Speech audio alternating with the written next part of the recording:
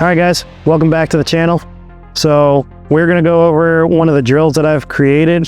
This is a drill that's based on intermediate carbine. So one of the things that I have found as an issue is guys are either focusing too heavy on the speed style shooting, being like the 50 and in or 25 and in, or guys are focusing too heavily on the far stuff and they're going very slow and methodical but quite precise. So neither one is wrong per se, but I want to bridge the gap. Nice hybrid between speed and control and precision. So with this drill, it's called the SICK Drill 1, or it stands for Sidewinder Intermediate Carbine Drill.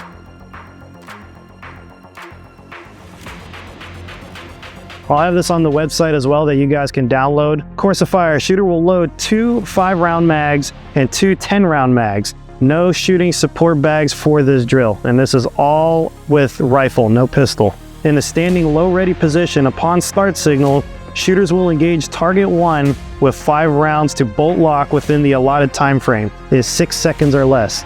First drill, it's going to be 5-round mag, standing 50 yards, 5 shots into a 10-inch zone.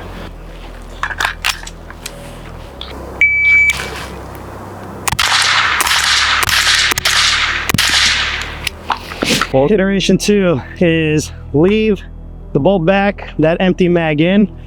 From the same position, you're going to drop down to the knee, do a mag change to your second 5-round magazine, and then back at that 50-yard target. This one's in 10 seconds or less.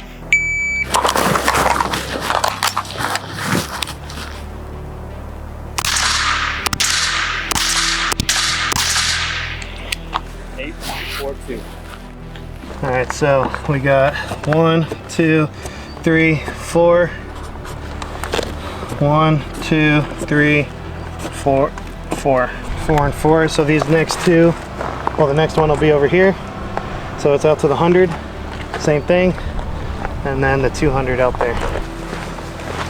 So I'm gonna be running up to the VTAC barrier.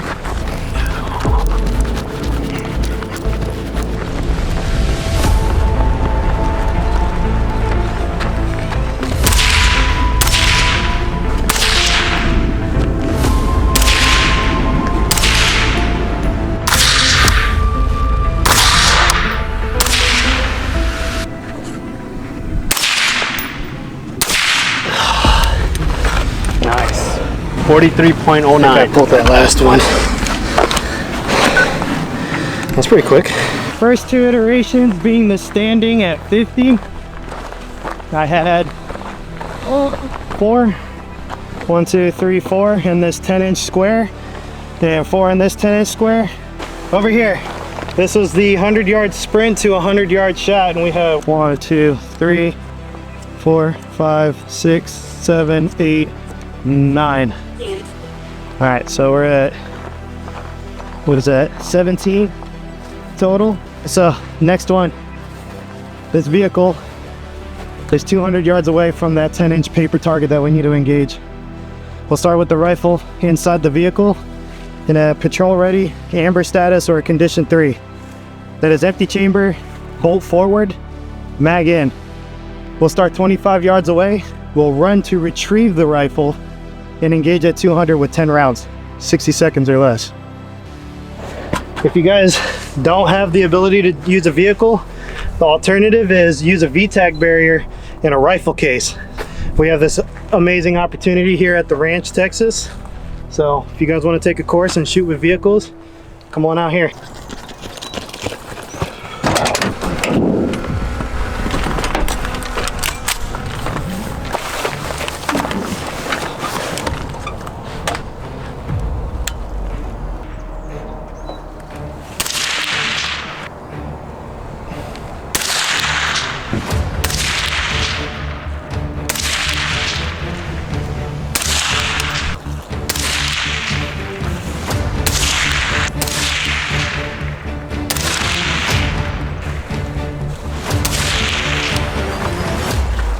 Clear. 43.3. In order to pass this drill with an 80%, it's a total of 30 rounds.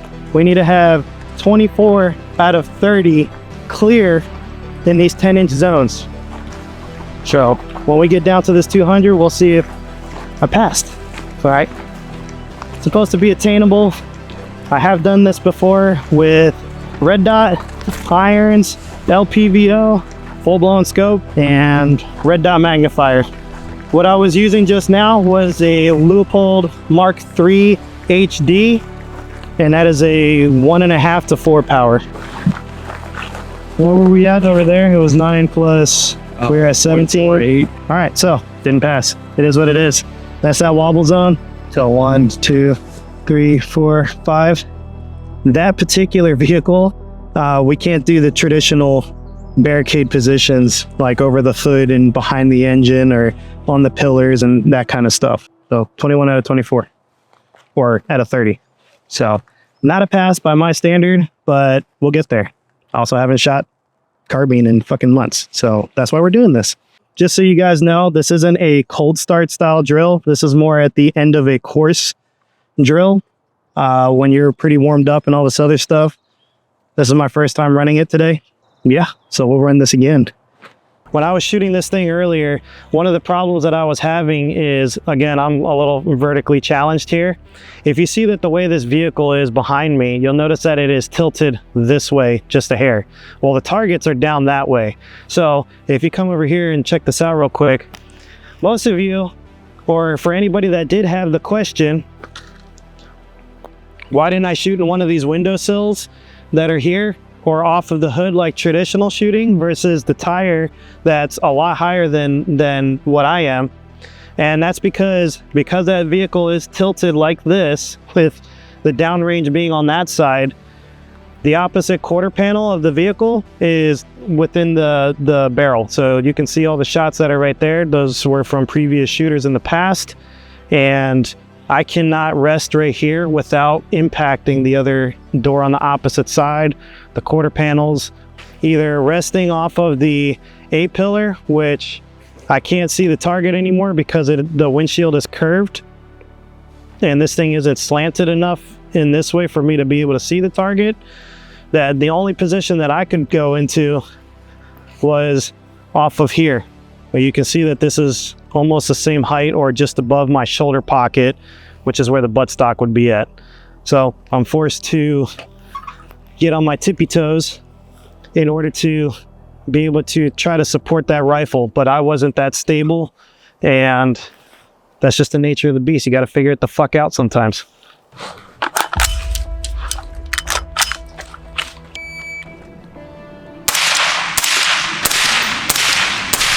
It's 10 seconds or less. Drop to the knee, reload, stand back up. 5 shots again.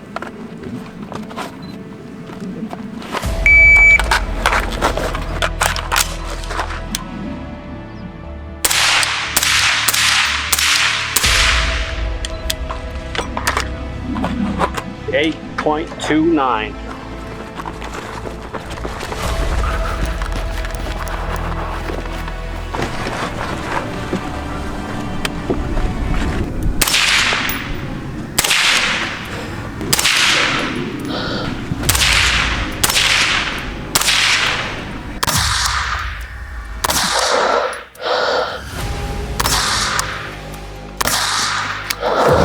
Clear. So we got 1, 2, 3, 4. This was the first iteration. 1, 2, 3, 4. We're at 8. That was the reload standing. 1, 2, 3, 4, 5, 6, 7, 8, 9, 10. All right, so we're at 18.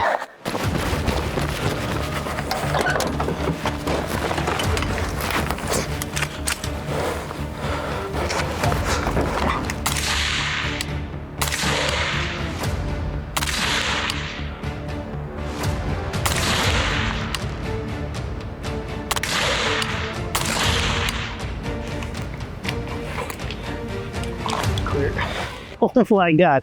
All right. I mean, you can see where some of these other ones were at. Every single shot with the reticle, I was like fighting the reticle because it kept going up here and I was trying to bring it back down. But we got 1, 2, 3, 4, 5, 6 for a total of 24. That's right. Did I do my math right? It is correct. It is correct? It is correct. Can do the like numbers. We can do the numbers on the screen. So now we want to understand the why behind it. When it comes to intermediate carbine, the zone that I like to pick from a max point blank zero type of understanding, and whether you have a 25, a 36, 50, or 100 yard zero, 10 inches of spread between that zero line of sight and where that bullet drops tends to be right around the 275 to 300-ish yard range of where you have 10 inches of spread. Now, why do I say 10 inches? Well, when we look at two-way gun ranges, doesn't matter if there is bullets that are flying like at you, away from you, near you, whatever, if it did not hit you, generally humans get low and small as fast as possible. All right, so when we talk about why 10 inches, when you look at the different zeros between 25, 36, 50, and 100, we see that a 10-inch spread between those different zeros tends to be roughly between 275 and 300 yards. Obviously, that's going to be rifle dependent from barrel length, ammo type, and riser height mount. Once you understand how to use a ballistic calculator and you can see those deviations between line of sight on how it goes over or under, you'll see what I'm talking about. Now, the reason I picked 10 inches and why to me this is the most important is 10 inches is generally from here to here, right? And I'm not saying this from a headshot kind of standpoint. What I am saying is that when you take that and you put it in different locations, so A-zones areas, not just vertically, but all the way around, or down in the hip cradle area, or when you're looking at the vitals of an animal and stuff like that, we can see that we have everything within a 10-inch style of zone. From there, if you look at, depending on where you're at, and even at the distance between me and the camera right now, which is, I don't know, maybe fucking 7 yards, 8 yards, you can see that if this right here is a 10-inch zone, doesn't matter if you're in a two-way gunfight or not, what's gonna happen is if you didn't get hit and you start peeking to see if it's cleared to move or cleared to go somewhere else, you'll notice that as I kind of peek around, the only thing that's showing is a 10-inch zone. And so whether I come down here, the only thing that gets exposed is roughly 10 inches every single time. So this is why that drill kind of trains that zone. So even if I come up right here and I'm taking a peek, you guys can see me right here. The only thing that's really exposed is roughly 10 inches. If I come all the way across, the only thing that's exposed is roughly 10 inches. And we're dealing with only 10-ish yards right here now. You guys can see that everything is within 10 inches. So this drill is really testing the limits between speed and precision and balancing out those two. I want you guys to try it out, see what you think. Go ahead and comment. If you hate it, you hate it. If you love it, you love it. Let me know.